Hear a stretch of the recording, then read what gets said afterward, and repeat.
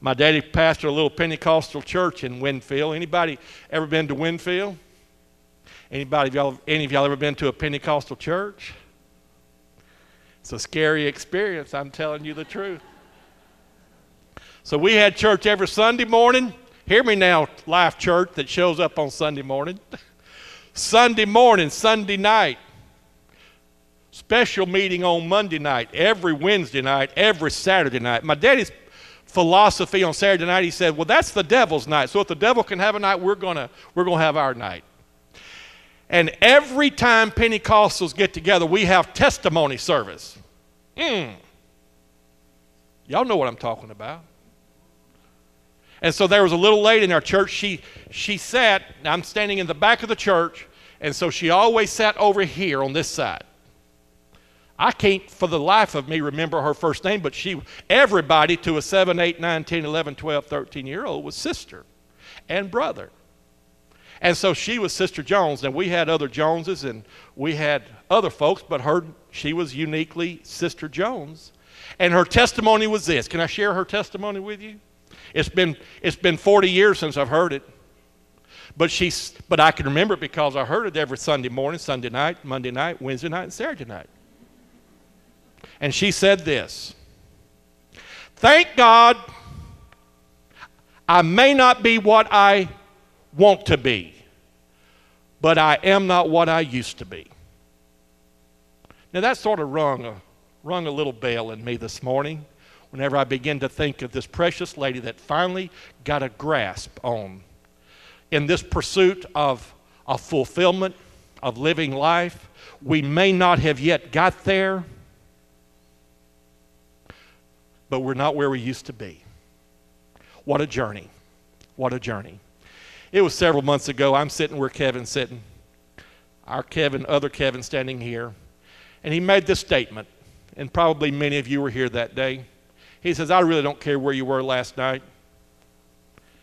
Now I sat over there. I'm from the old school. I just sort of said, doggone it. He let him off the hook. See, where I come from, the sinner's got to squirm a little bit. He's got to sweat it out before he gets it right. But I sat there and I began to sense something was happening. I didn't turn around to stare at anybody, but I heard chains falling off. I heard somebody sort of said, you mean to say God loves me where I'm at, just as I am, where I'm at right now? Kevin went on to say, not necessarily interested in where you were last night, but celebrating where you are today. Welcome to Life Church, a place where no one has a past, but everybody has a future. Thank God for a place such as that. One of my pet peeves in life for these toy makers to take a Rembrandt that sells for tens of millions of dollars and make a copy of it, paste it on pieces of cardboard, and cut it into 1,000 pieces and say, now go put this together. How many puzzle people are in the house? Maybe there's 2 or 3. I used to enjoy putting a 7 and 8 piece of puzzle together of Daffy Duck and Woody Woodpecker. Okay. So we finally graduated several years ago, living in West Monroe. We decided time to really graduate this thing about putting puzzles together. So we bought a 1,000-piece puzzle. Needless to say, we put it out on the dining room table, and what we thought would take us a couple of evenings, we wound up eating on TV trays for 2 months. Because every little piece had some green, gray, and black in it, and they all looked alike. Now, isn't it a shame that there are some people that will take one piece of the puzzle of life, and they will judge life. They will judge the picture by one little bitty piece. Whether it's beautiful or whether it's speaking volumes of something else, one little piece. I'm asking you to do this today. Don't let one little piece of the puzzle define your life. one incident, one day, one defeat, one mistake. I've become more recently concerned about mortality. Maybe I'm getting closer to that Social Security check that Daddy told me about when I was just a baby. If you work hard, you'll get a little check at the end of the day. And so whenever there's a fever that runs just 2 or 3 degrees over temperature supposed to be, then I begin to ask my question, well, how much longer do I have? I have a little runny nose and a little headache. Okay, this is it. I was battling with some symptoms of flu, and Dawn came to give me a couple of shots just a few weeks ago, and I wanted to ask her, okay, Doc, be honest with me. Shoot straight with me. How much longer? And so this thing's been bothering me for several months now. So a few days ago, I went to a website called www.livinglong.com.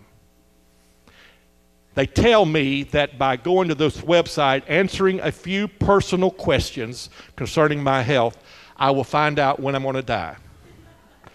Just what everybody wants to know. And so I went there, and poof, there it was. 15, 20 questions. I began to type in and fill in the questions. And now I'll just go ahead and tell y'all, I did not volunteer anything free of them asking, such as the number of plates of fried catfish that I eat in a week's time, or fried green tomatoes, or fried okra, fried zucchini, fried onion loaf, fried squash, fried sweet potatoes. You know where I'm going. And certainly I did not tell him about the fried Snicker bar that I eat at the foot of the bridge in Monroe called Riverside Coney Island, fried Snicker bar. Now, after eating 12 pounds of crawfish, potatoes, and corn, I said, you know, it really wouldn't be right for me to go home without at least trying it.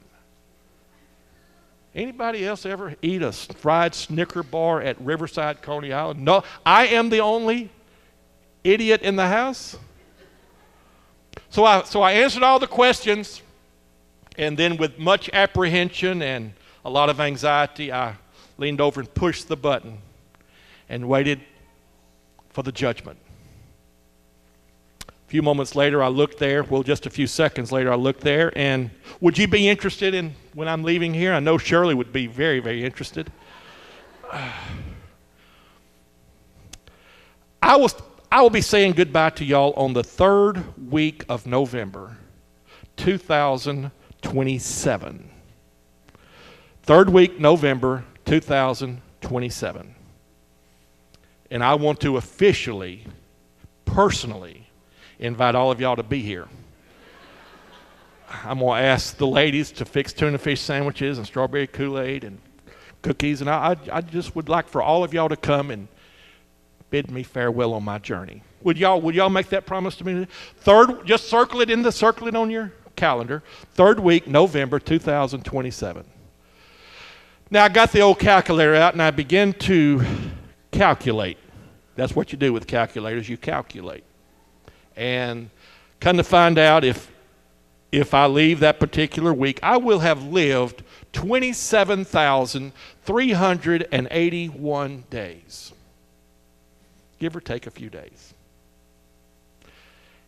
Now, I said that to say this. Would not it be a shame, wouldn't it be a crime, having lived almost 28,000 days, for me to pick out 2 or 3 or 4 bad days of my life and say, that's what my life was all about? Absolutely not. But so many have allowed something in their past, just one day, just one incident, just one mistake, and suddenly they're consumed with those 2 or 3 days and they forget about the other 30,000.